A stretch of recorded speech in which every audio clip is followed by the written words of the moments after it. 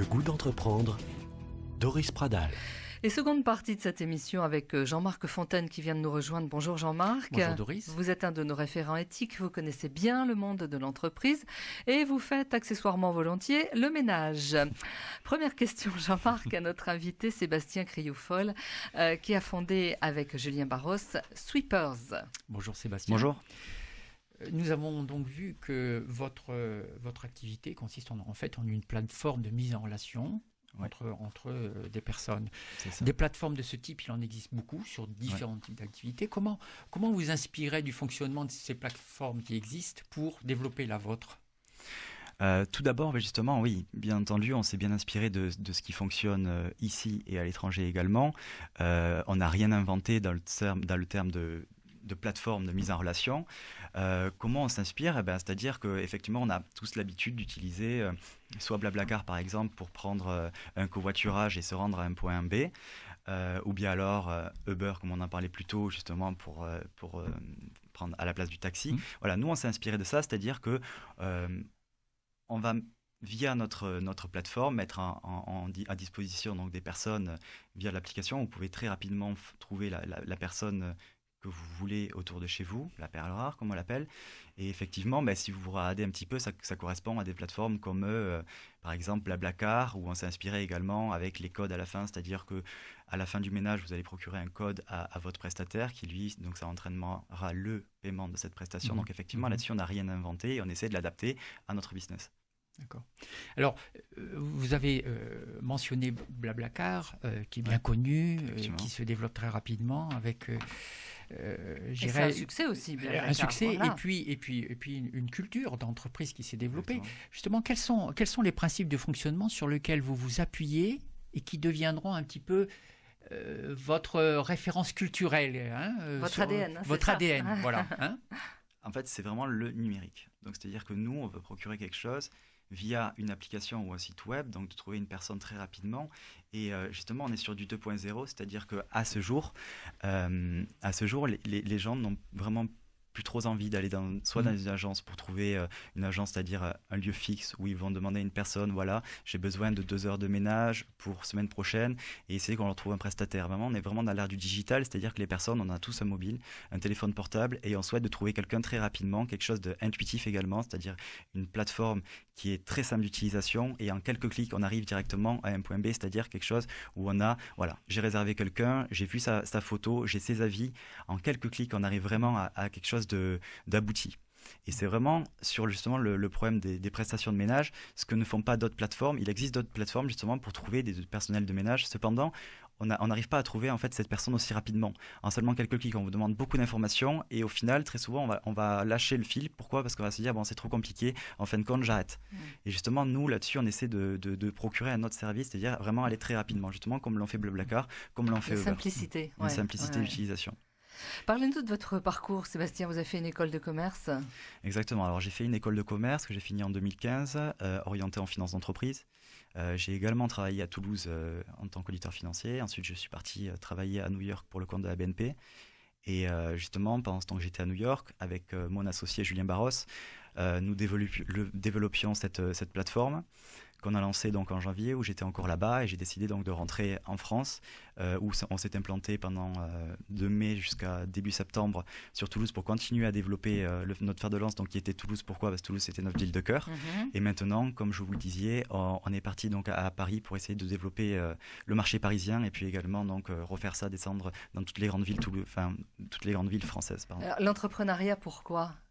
Plutôt que, j'allais dire, une carrière à New York, ça peut être intéressant aussi. Oui, ça peut être intéressant aussi. Cependant, on a toujours été, lui comme moi, on se connaît depuis longtemps, on a toujours été intéressé par l'entrepreneuriat, on a toujours voulu se lancer et on s'est dit que c'était le moment ou jamais. On avait l'idée qu'on pensait qu'il pouvait avoir du succès.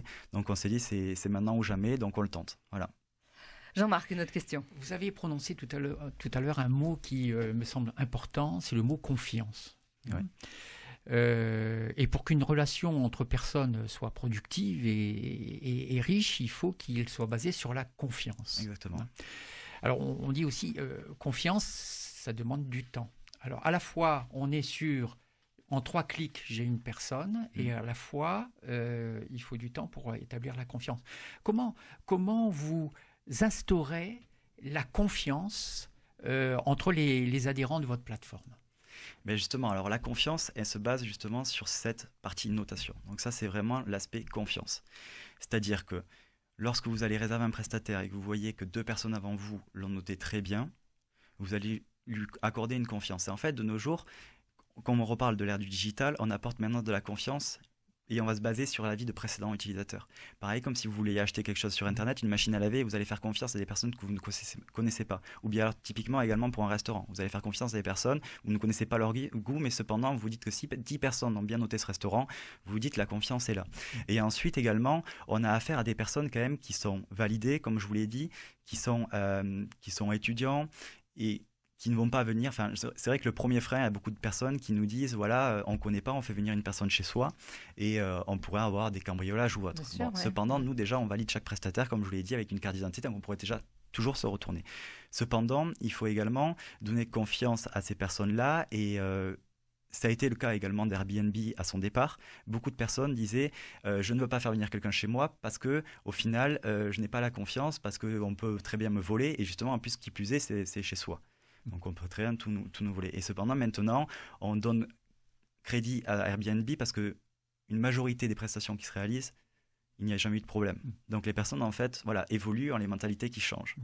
Alors, vous avez parlé d'évaluation du prestataire, oui. Mais également, pourquoi client. pas évaluation du client, parce il y a que l'évaluation du client, pour le prestataire aussi, moi je vais rentrer dans une maison, je ne sais pas qui c'est, je ne connais pas les intentions de la personne chez qui je rentre, je veux aussi savoir où je vais. Effectivement. Et donc justement, ça c'est notre deuxième point. On a également une partie validation client. Donc c'est-à-dire que le client est noté après chaque prestation par les prestataires. Nous également, on porte vraiment une attention particulière là-dessus. C'est-à-dire qu'à chaque fin de ménage, on va regarder les avis des 2 côtés. Et également, on a un lien très étroit avec nos prestataires. C'est-à-dire qu'on a toujours dit à nos prestataires, vous avez notre numéro et si jamais il y avait quelque chose qui se passait durant la prestation, vous nous appelez et nous on va régler ça. On va régler ça. Pourquoi ? Parce que comme je vous dis, une grande majorité de nos prestataires sont étudiants et on ne peut pas se permettre, justement, ce sont des jeunes filles ou autres, qu'il peut y avoir des problèmes. Donc également, comme je vous dis, donc il y a une notation des 2 côtés, parce que ça peut également instaurer confiance à nos prestataires d'aller chez une personne qui a déjà été notée. Voilà. Jean-Marc, une autre question. Vos prestataires, vous parlez principalement d'étudiants. Oui.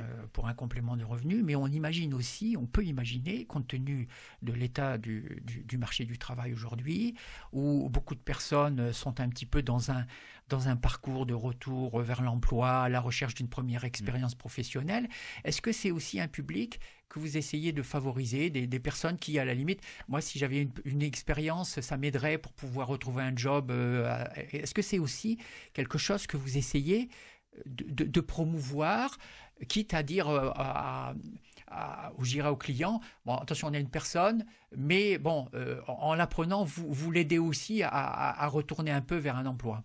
Alors, c'est-à-dire que déjà, on n'exclut personne à travailler sur la plateforme. Comme je vous l'ai dit, je parle souvent des étudiants. Pourquoi ? Parce qu'ils sont une majorité sur ma plateforme. Mais je vous disais également, on a également des retraités qui travaillent sur la plateforme, qui veulent se faire des compléments de revenus, ou bien alors même des personnes en poste, qui sont déjà en poste et qui cherchent un complément de revenus pour travailler les soirs, parfois les week-ends.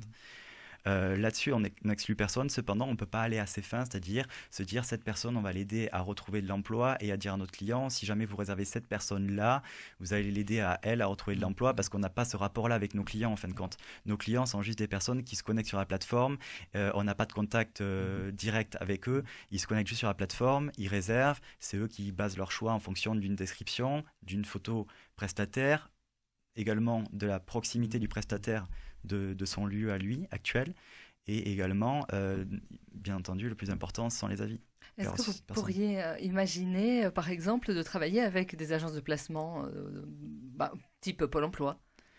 Effectivement, on pourrait justement, on réfléchissait à proposer nos services, par exemple, à des associations, par exemple, comme le Crous, qui place justement des étudiants, ou bien alors qui a une grande connaissance des étudiants qui recherchent des emplois. Sûr, à ce jour, il n'y a aucun partenariat qui a été créé dans ce sens. Mais pourquoi pas, dans le futur, essayer justement de développer ces partenariats-là. Ouais, on n'est plus sur le même rapport, hein. C'est plus la même façon de travailler, si vous faites appel, par exemple, à Pôle emploi ou d'autres agences de placement. Non. Et c'est pour ça qu'à ce jour, on n'est pas structuré dans ce sens-là, Ouais. donc on ne peut pas prévoir Pour l'instant, ça. c'est un petit peu pour le tôt. moment. Exactement. Jean-Marc, une autre question. Mais est-ce que vous pensez qu'il y a la possibilité de saisir l'opportunité d'être en contact avec une communauté relativement large de personnes pour promouvoir des nouvelles pratiques? Si on revient à l'exemple de Blablacar, c'est un peu ce qu'ils ont fait en disant ils ont promu le partage. Finalement, ça. On pourrait imaginer que, par exemple, vous promouviez, nous on a des intervenants qui n'utilisent que des produits écolos parce que on voudrait d'abord parce que pour leur santé c'est mieux et puis pour la planète c'est mieux aussi. Est-ce que c'est des choses que vous sentez, que vous pensez pouvoir promouvoir ou pas du tout en disant après tout non Alors en réalité, par exemple, déjà on revient sur l'application, elle est basée dans le sens où c'est toujours pas une personnelle, donc une femme de ménage qui vient chez vous, c'est une aide ménagère et il faut que vous lui mettiez déjà à disposition vos produits. Donc là, pour rappeler déjà le fait qu'il n'y aura pas de produits bio, enfin en fin de compte, à part si le client utilise des produits bio. Ensuite, on a des idées justement là-dessus et on aimerait voir comment on pourrait mettre ça en place. À ce jour, on y a réfléchi, mais on ne sait pas vraiment encore et c'est encore un peu jeune. Mais justement, on aimerait peut-être promouvoir, vu qu'on a beaucoup d'étudiants qui travaillent sur la plateforme, des personnes âgées également qui ont besoin parfois de services ménagers. On se dit pourquoi pas justement essayer de faire rencontrer ces deux types de personnes. Cependant, les personnes âgées, le gros frein pour nous, c'est qu'il y en a peu qui utilisent soit le mobile, les applications mobiles, soit Internet. Mais justement, voir qu'est-ce qu'on pourrait mettre en place pour eux, parce qu'on pense que ça pourrait être justement bénéfique pour les deux côtés, c'est-à-dire justement avoir un étudiant. Donc là, on serait vraiment sur des classes d'âge bien différentes, où un étudiant pourrait faire également le ménage chez une personne âgée et en même temps discuter avec elle de tout. Donc ça, justement, on aimerait promouvoir des choses comme ça. Cependant, c'est le début pour nous également. Donc on a plein d'idées qu'on n'a pas mis encore en place, mais on y réfléchit. Une question très personnelle. Dites-nous tout. Est-ce que vous vous amusez ? Ah bah oui, nous on s'éclate dans ce qu'on fait à ce jour. Julien et moi, effectivement, on a des tâches qui sont variées tous les jours. On a beaucoup de choses à faire. Très souvent, on ne sait pas par où commencer. Mais justement, ça change vraiment de l'univers de l'entreprise, comme on l'a connu tous les deux. Et c'est vraiment très intéressant pour nous. Justement, c'est de venir à des radios comme ça, exposer notre projet, discuter avec des personnes qui sont d'univers différents ou même qui ont des idées différentes sur notre business. C'est constructif pour nous et justement, nous, on aime bien ça. Vous vous amusez, vous savez pourquoi vous vous levez chaque matin. Exactement. Comment vous vous voyez dans quelques années ?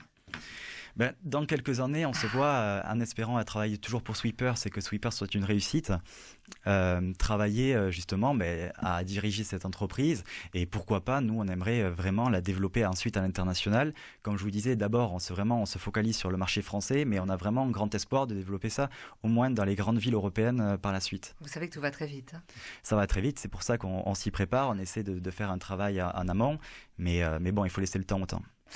Une autre question et dernière question, oui, Jean-Marc. Pour rester dans la projection, projetons-nous dans quelques années. Quand on pensera à Sweeters, quelle image souhaiteriez-vous que les gens aient en tête ? Tout d'abord, c'est Sweepers. C'est compliqué à dire. Il y a beaucoup de personnes qui ont du mal à les player ou autre, mais c'est vrai que c'est Sweepers. Et l'idée qu'on aimerait avoir en tête, justement, c'est ça soit vraiment, on vous parle de aide ménagère et vous vous dites, c'est Sweepers. Pourquoi ? Parce que en quelques clics, je vais trouver la personne qu'il va falloir autour de chez moi. En même temps, je vais participer également. Tout à l'heure, on parlait de se dire on permet à une personne de trouver de l'emploi ou autre, une personne demandeuse. Mais là, qui plus est, vous vous dites également que vous allez participer à une personne qui est étudiante, donc il n'y a pas les moyens très souvent. Pourquoi ? Parce qu'on est en études, on n'a pas trop de temps, nos calendriers sont un peu changeables, et donc ça permet justement de se dire moi je contribue à financer cette personne pour qu'elle puisse avoir des activités extrascolaires. Donc justement, moi je trouve ça beau.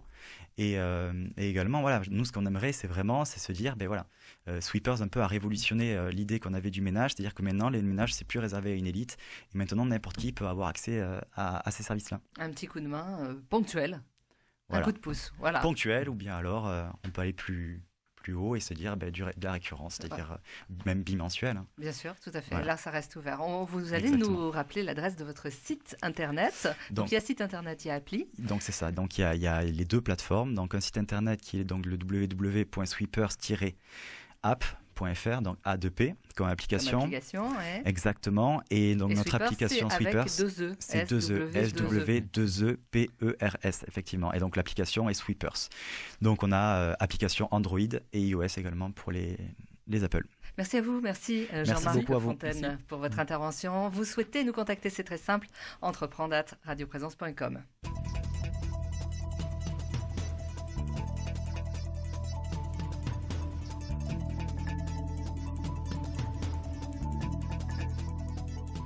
Le goût d'entreprendre, une émission en partenariat avec la Caisse d'épargne, la Banque des entreprises et des professionnels de Midi-Pyrénées.